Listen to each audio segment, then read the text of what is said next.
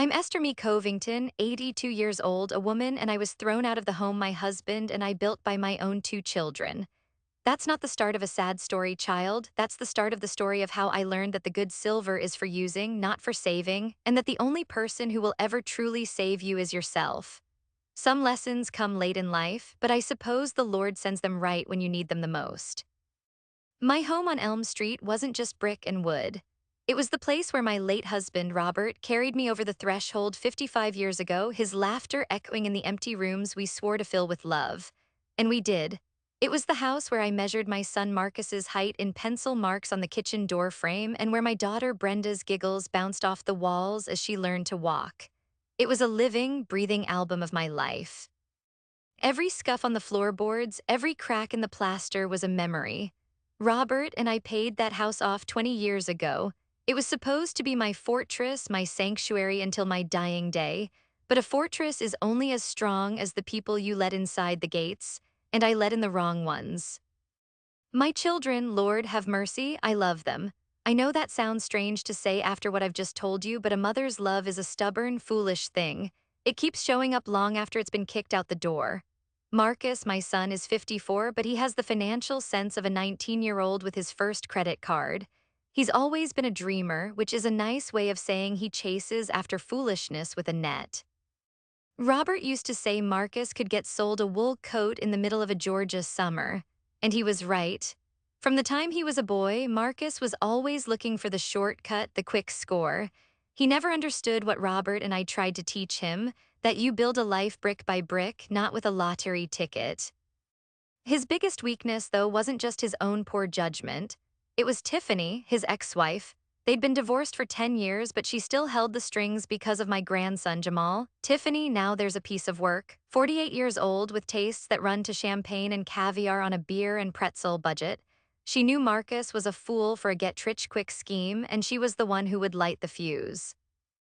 Even after they split, she'd call him up, whispering in his ear about some can't-miss opportunity, knowing full well he'd come running to his mother for the capital. She used my love for my grandson as a weapon. "If you just had a little more, Marcus," she'd say, loud enough for me to hear when I was visiting, "you could do so much more for Jamal." It was a poisoned dart aimed right at my heart, and it hit the mark every time. Then there's my daughter, Brenda, 51. Brenda's problem wasn't foolish dreams, it was a cold, hard sense of entitlement. She looked at me and Robert's hard-earned savings not as our security, but as her inheritance in waiting. She saw the house on Elm Street not as my home, but as her future asset. For years, her life was a series of loans. It would start with a phone call, her voice dripping with manufactured panic. "Mama, the transmission's gone out in my car and I can't get to work. I just need a little help, I'll pay you back on the first." The first of the month would come and go, and so would the second and the third. When I'd gently inquire, she'd get defensive. "Mama, you know how tight things are. Do you really need it back right now? Don't you want me to be able to eat?" She made me feel guilty for asking for what was mine. Robert saw it clear as day. "Esther," he'd warn me, his voice gentle but firm, "you're not helping her stand on her own 2 feet. You're just paying for her to stay sitting down." I didn't listen. I saw a daughter who was struggling, and my heart overruled my head. The last time I gave Brenda money before the big unpleasantness was for a down payment on a condo. She swore this was it, her chance to finally have something of her own. She brought over brochures, showed me pictures, it looked lovely. I gave her $10,000, a significant dip into my savings. A month later, I saw pictures on social media of her on a 2-week Caribbean cruise. The condo was never mentioned again. When I confronted her, she looked me dead in the eye and said, "Mama, I needed a break. You have no idea how stressful my life is."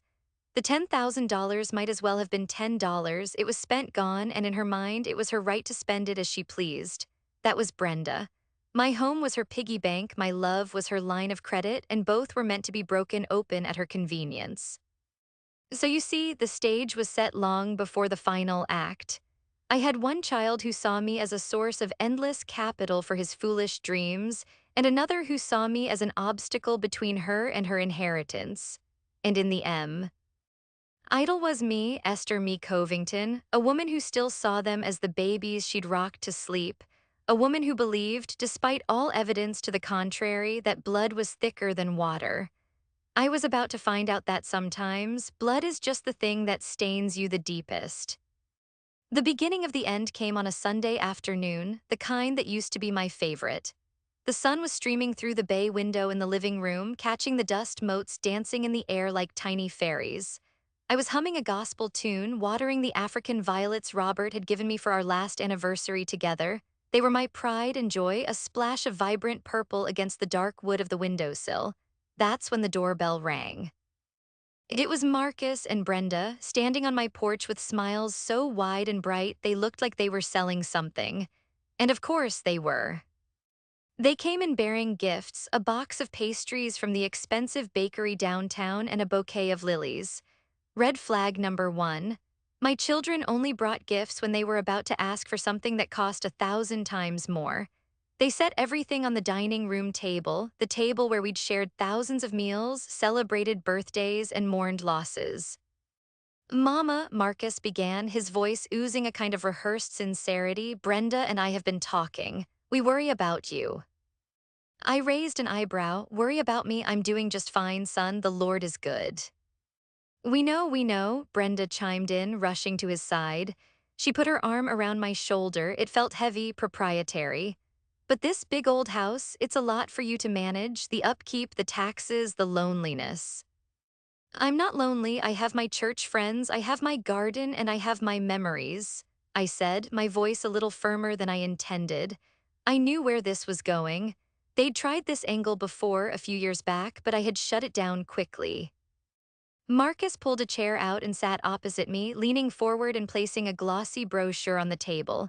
Mama, this isn't about that. This is about the future, our future, the family's future. The brochure was for something called Covington Legacy Estates, my own name twisted into a brand. It showed architectural renderings of sleek, modern townhouses with glass walls and manicured lawns. What in the world is this? I asked. This, Mama, Marcus said, his eyes gleaming with that familiar, dangerous fire, is my new venture. I've partnered with some very successful developers. We've acquired a prime piece of land. This is going to be the most exclusive community in the county, but we're at a crucial stage. We need a final injection of capital to break ground. I stared at him. Marcus, I don't have that kind of money. You know what I have is tied up in this house. A beat of silence, then Brenda squeezed my shoulder.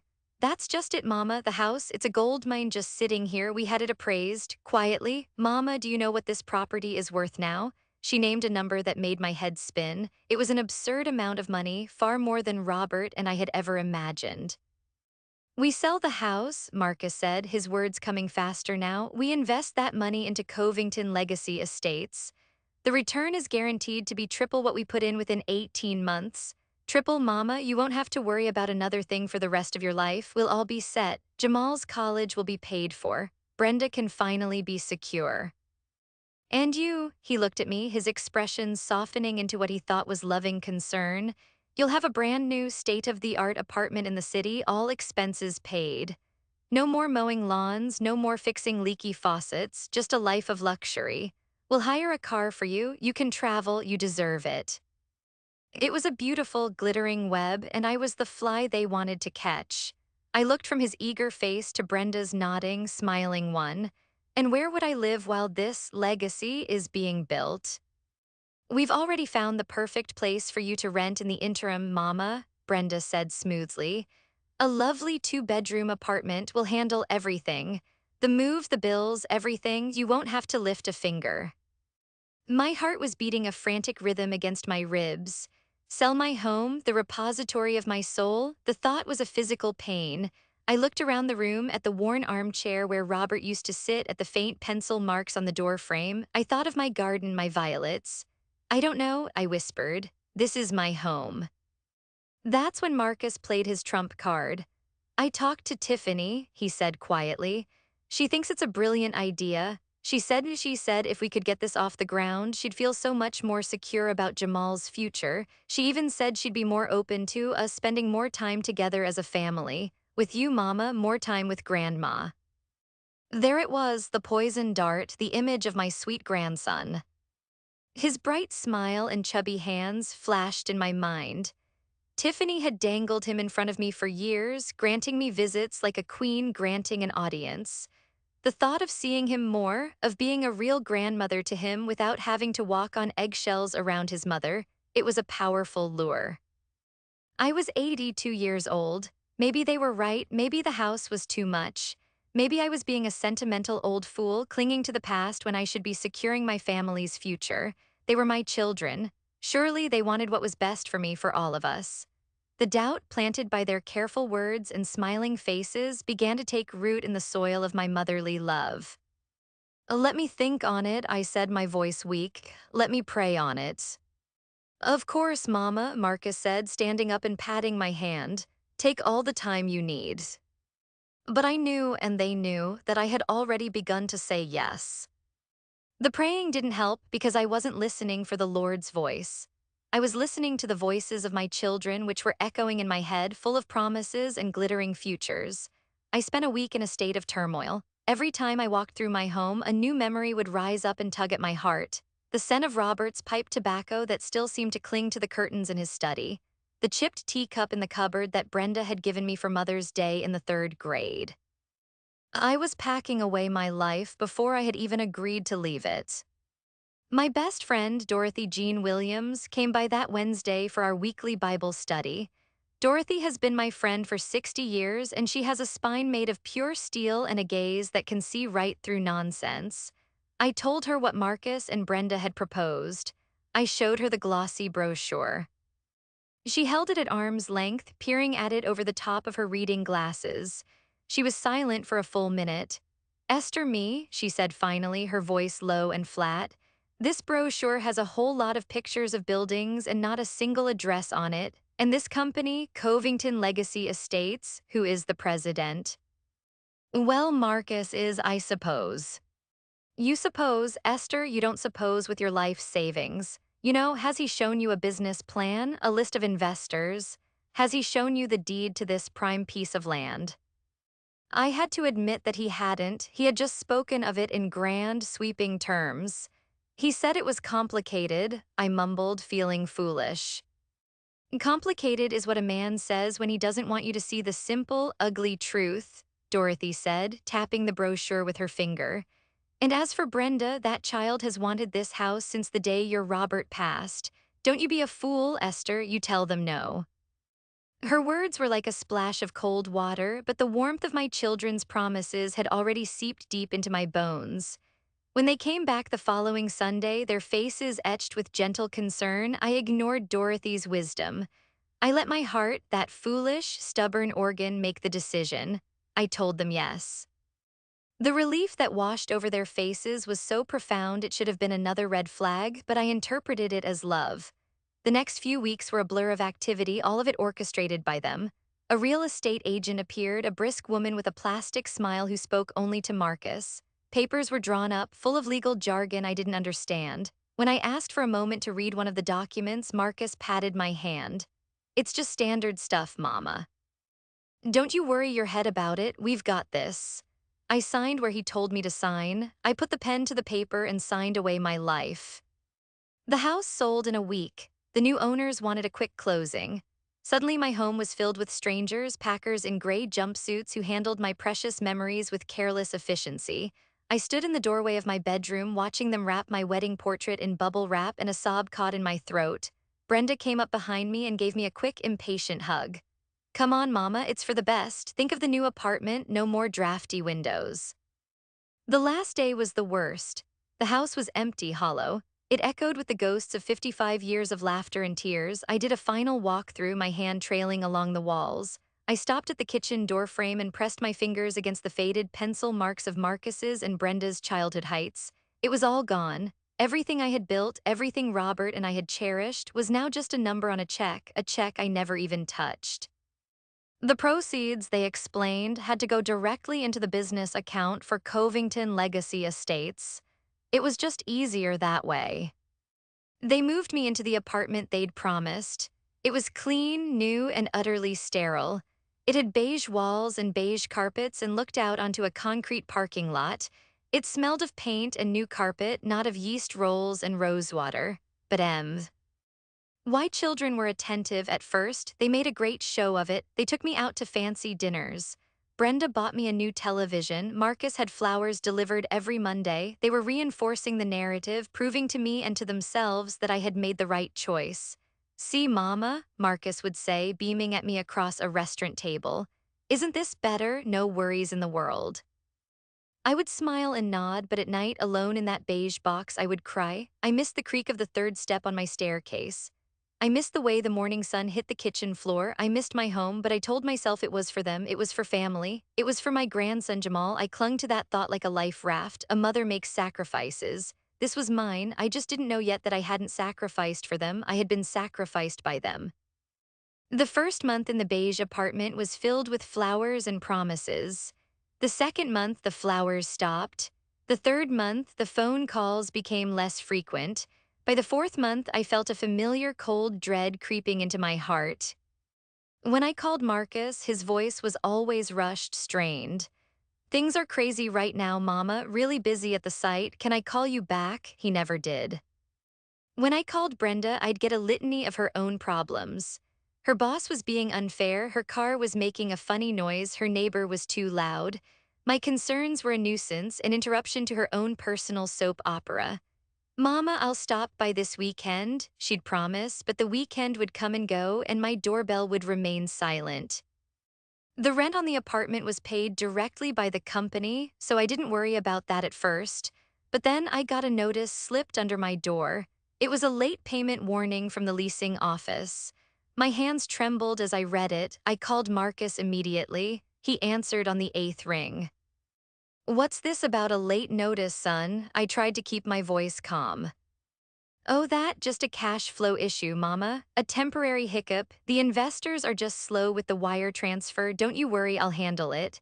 He sounded so confident, so dismissive that I almost believed him. Almost. A week later, I got another notice. This one was red. It said final notice. I called Marcus again and again. This time he didn't answer. I called Brenda, my voice shaking with a panic I could no longer suppress. Brenda, they're going to evict me. You have to talk to your brothers. Lord Mama, what now? She sighed as if I'd called to complain about the weather. I told him this was a bad idea. He never listens. I don't have any money, Mama. I can't help you. This isn't about you helping me, I cried, my voice rising. This is about the money from my house. Where is it? What is happening? Her silence was more damning than any confession. You need to talk to Marcus, she finally said, her voice cold and distant. This was his venture, and she hung up. I sat there in the beige armchair, the red notice clutched in my hand, and I knew, deep in my gut, I knew it was all gone. The house, the money, the promises, it was all a lie. It took me another 2 days to finally get Marcus on the phone. I had to call him from the leasing office manager's desk, who was a kind woman named Maria. She looked at me with such pity in her eyes that it made me want to curl up and disappear. Marcus finally answered, perhaps because he didn't recognize the number. Marcus Covington, his voice was clipped professional. Son, it's your mother. A heavy sigh on the other end of the line. Mama, I told you I'm handling it. No, you're not, I said, and the strength in my own voice surprised me. The money is gone, isn't it? Another silence, longer this time. It wasn't a sham, Mama, he whispered, his voice cracking. It was a solid plan. The market, it just turned. The primary investor pulled out and everything just collapsed. Collapsed, Marcus, what collapsed was my life, the money from my home, is it all gone? Yes, he admitted, the word so small it was almost swallowed by the phone line. I'm sorry, Mama, I'm so sorry. I was trying to fix it. I was trying to protect you. Protect me, I laughed, a harsh, ugly sound that didn't sound like me. You protected me into an eviction notice. What am I supposed to do now, Marcus? Where am I supposed to go? And that's when the blame game began. It was a master class in deflection. He blamed the economy. He blamed his business partners who had apparently vanished into thin air. He blamed Tiffany for pressuring him. And then so subtly I almost missed it, he began to blame me. You know, Mama, if you hadn't been so anxious about it all the time, I could have thought more clearly. The stress was just, it was a lot. I went back to the apartment, my mind numb. Later that evening, Brenda showed up, not out of concern, but for a post-mortem. She and Marcus had clearly spoken. I can't believe H. He did this, she said, pacing the small living room. He's always been so irresponsible. I told him it was too risky. You told me it was a brilliant idea, I reminded her, my voice flat. You told me to sell my home. She had the grace to look ashamed for a split second before her own self-interest took over. Well, I thought he had it under control. How was I supposed to know he was going to lose everything? This affects me too, you know. My inheritance is gone. And there it was, not my mother is about to be homeless, but my inheritance is gone. In that moment, watching my daughter fret about a future payday while my present was crumbling, I saw with blinding clarity that I was not a mother to them anymore. I was a resource that had been depleted, a mine that had run dry, and now that I was empty, I was worthless. The eviction notice was not a threat, it was a promise. I had 2 weeks to vacate the premises, 2 weeks to pack up the few belongings I had left and find a place to go. I was 82 years old and homeless. The words themselves felt foreign, impossible. This was something that happened to other people, people you saw on the news. It was not supposed to happen to Esther Me Covington. I called Brenda first. She was my daughter after all. You can stay with me for a little while, Mama, she said, her voice heavy with reluctance. But just until you get on your feet, my apartment is tiny. Her apartment wasn't tiny, it was a 2-bedroom she kept meticulously clean, and I was an unwelcome speck of dust. I slept on a pull-out sofa that felt like it was stuffed with rocks. I was to be neither seen nor heard. If I left a teacup in the sink, she would sigh dramatically. If I turned the television up loud enough to hear it, she would come in and turn it down, muttering about her headaches. I overheard her on the phone with one of her friends. I know, it's a nightmare, she whispered. I can't have anyone over, she's just here all the time. I wasn't her mother, I was a piece of furniture that had been inconveniently repossessed. After 2 weeks of walking on eggshells, she told me it wasn't working out. Marcus needs to step up, she declared. It's his turn, he's the one who caused this mess. So I was passed along like an unwanted parcel to my son's house. If Brenda's apartment was a cold, sterile environment, Marcus's was a pit of chaos and despair. He was living in a small, rented bungalow, and it was clear his financial collapse had been total. The air was thick with the smell of failure and stale pizza. He was a ghost in his own home, shuffling from the couch to the refrigerator, his eyes glued to the television screen. He barely spoke to me. He gave me his small guest room, which was filled with boxes of his failed business's promotional materials, mugs and pens emblazoned with the Covington Legacy Estates logo. A cruel joke. My presence was a constant, living reminder of his monumental failure, and he resented me for it. He didn't say it, but I could feel it in the way he avoided my gaze, the way he flinched when I asked if he'd eaten anything. The dream of having more time with my grandson Jamal was a bitter memory. Tiffany had made it clear that I was not to see him. I can't have my son around this kind of instability and failure, she'd told Marcus over the phone, loud enough for me to hear. She blamed me, the victim, for the fallout of the crime. The final blow came on a Tuesday. Marcus and Brenda showed up together. It was the first time I'd seen them in the same room since the day they'd convinced me to sell my home. They didn't look at me. They looked at each other, then at the floor. Mama, Brenda started, unable to meet my eyes. We found a place for you. A flicker of hope ignited in my chest, a foolish, stubborn flicker, a place. It's a senior community, Marcus mumbled. It's nice, they have activities, 3 meals a day, you'll be taken care of professionally. They weren't asking me, they were telling me. They had already made the arrangements. They drove me there that afternoon. The place was called Golden Vistas Senior Care. The name was a lie, there was nothing golden about it. The building was gray, squat, and smelled of disinfectant and boiled cabbage. The vistas were of a chain-link fence and the back of a strip mall. The inside was even more bleak. The residents sat in worn-out armchairs in a dimly lit common room, staring blankly at a television that was blaring a game show. No one was talking, no one was smiling. The air was heavy with the silence of people who were just waiting for the end. This was not a community, it was a warehouse for the forgotten. A stern-faced administrator had me sign some papers. Marcus and Brenda stood behind me, fidgeting, anxious to leave. They brought my one suitcase and a small bag of toiletries to a tiny room I was to share with a woman who didn't speak, who just stared out the window all day. The room had a narrow bed, a metal dresser, and a window that wouldn't open more than 2 inches. Well, Mama, Brenda said, her voice falsely cheerful, here you are all settled. Marcus leaned in and gave me a quick, awkward kiss on the cheek. His skin was clammy. We'll visit, he promised, as soon as things get sorted out. I knew it was a lie. I watched them walk down the hall, their steps quickening as they got closer to the exit, to their freedom from the burden that was their mother. They didn't look back, not once. I sat on the edge of the hard, narrow bed, my suitcase at my feet.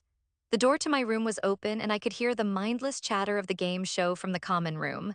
I was 82 years old, I had raised 2 children, buried a husband, and built a life. And this is where it had ended, in a sterile room that smelled of sadness, abandoned by the very people I had given everything to. The loneliness was a physical weight, pressing down on my chest, making it hard to breathe. I had never felt so utterly and completely erased. I closed my eyes, and for the first time I didn't pray, I didn't have the words. For the first month at Golden Vistas, a part of me died.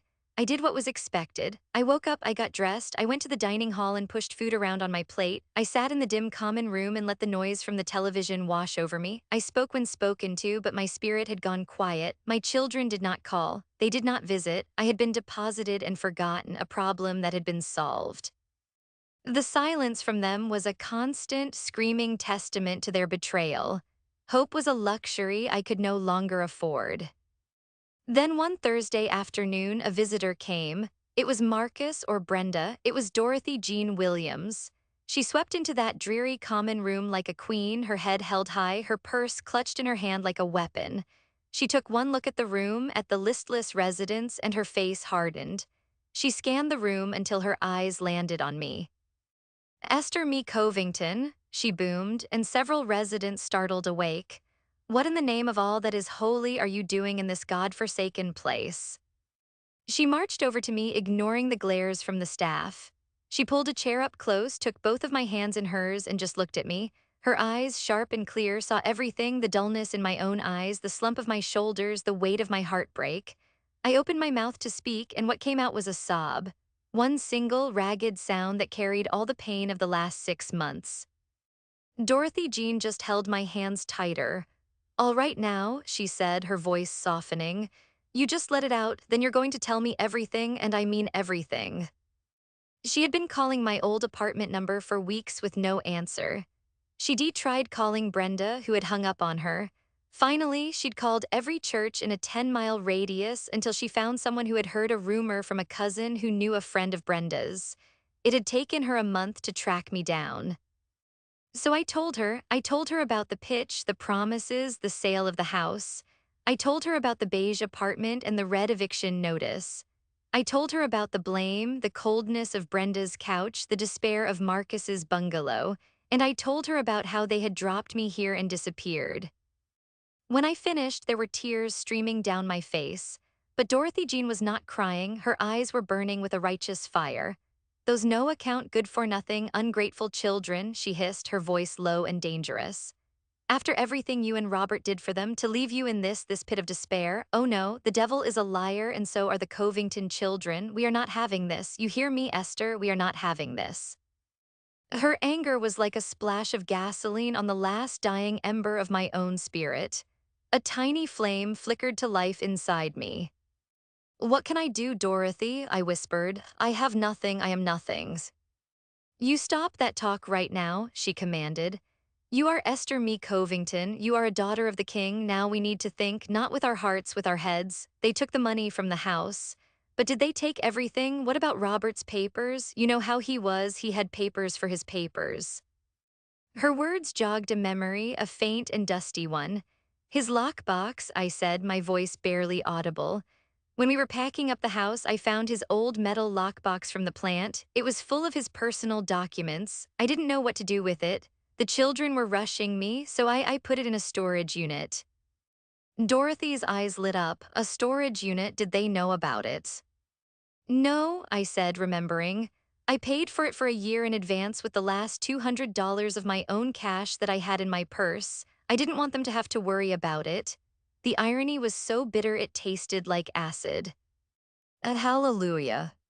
Dorothy whispered, a slow smile spreading across her face. Esther, where is the key to this storage unit? It was in the side pocket of the very purse sitting at my feet, a purse my children hadn't even bothered to look through.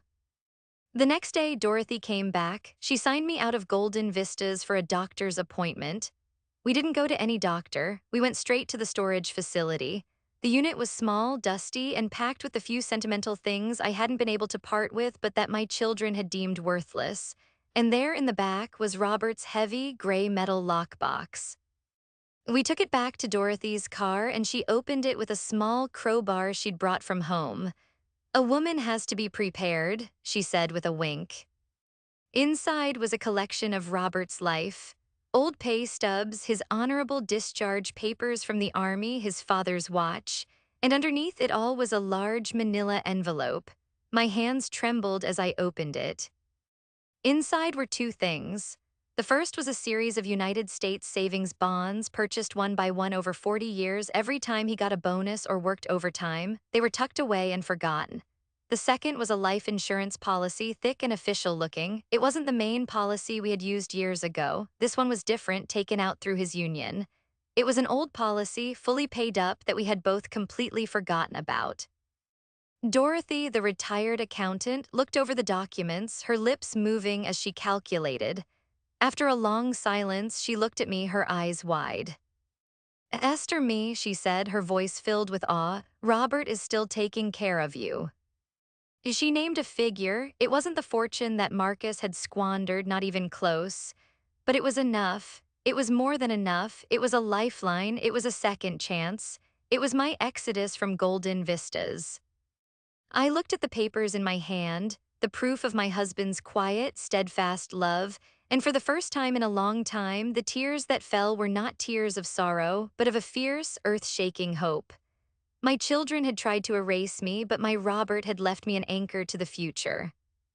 The plan was forged in the quiet of Dorothy's immaculate living room over cups of hot tea and plates of her famous lemon pound cake. It was a plan built on secrecy, righteous anger, and the kind of meticulous detail only a retired accountant could provide. The first step was my liberation. Dorothy Jean, armed with a folder full of righteous indignation and a few carefully chosen words about elder abuse regulations, marched into the administrator's office at Golden Vistas and signed me out permanently. I walked out of that place without a backward glance, leaving the smell of cabbage and despair behind me forever. I stayed with Dorothy for the next 2 months. We became a two-woman command center. She handled the phone calls, her voice crisp and professional as she dealt with banks and insurance agents.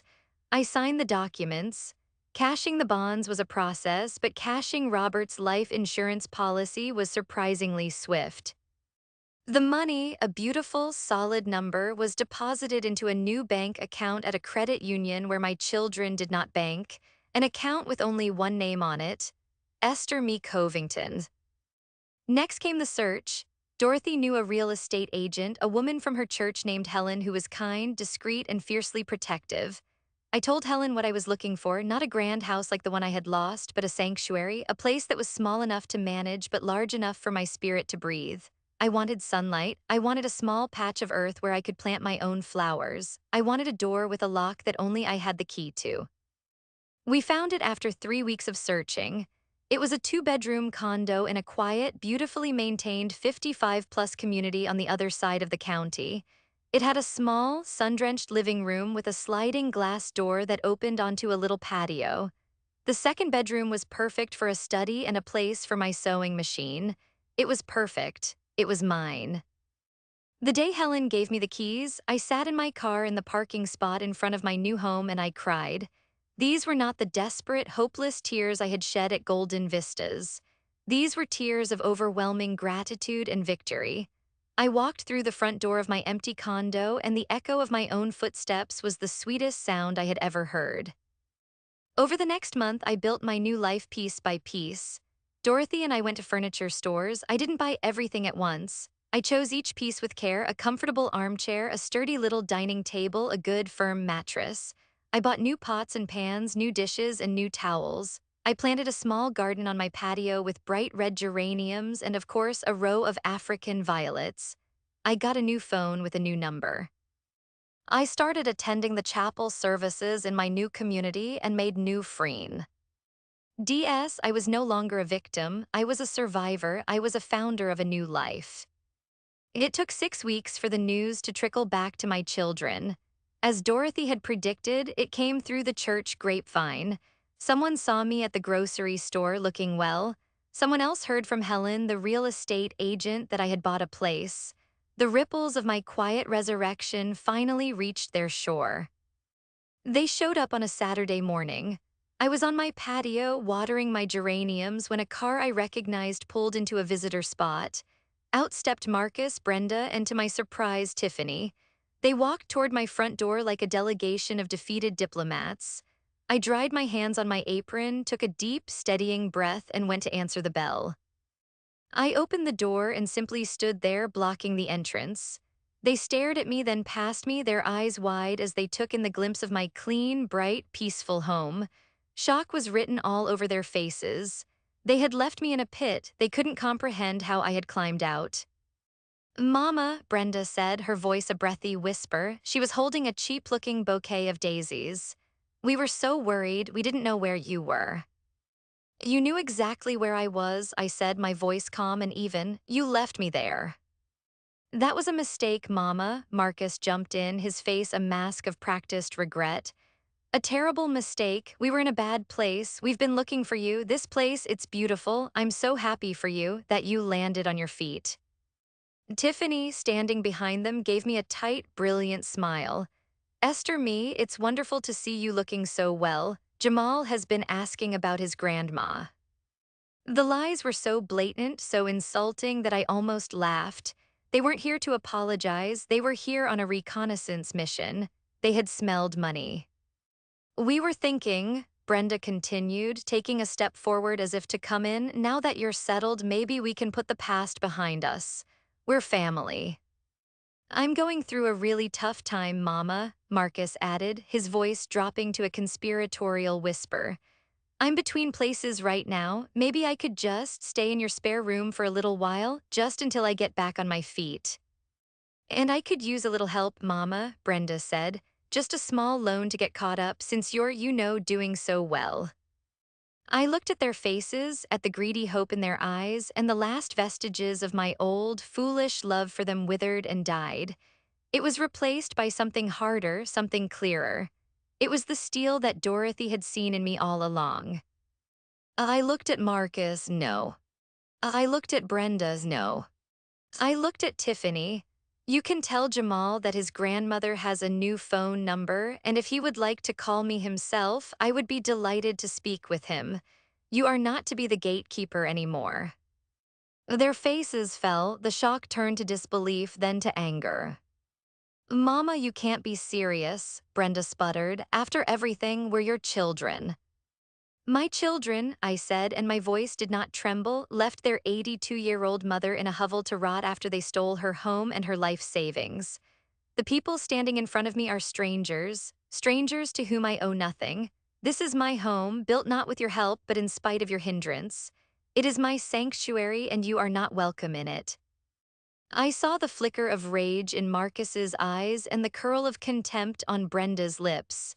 But for the first time, their anger had no power over me. It could not touch me here.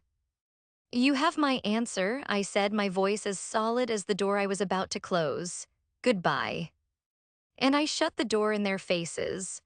I turned the deadbolt, and the solid, satisfying click was the sound of the final brick being laid in the foundation of my new life.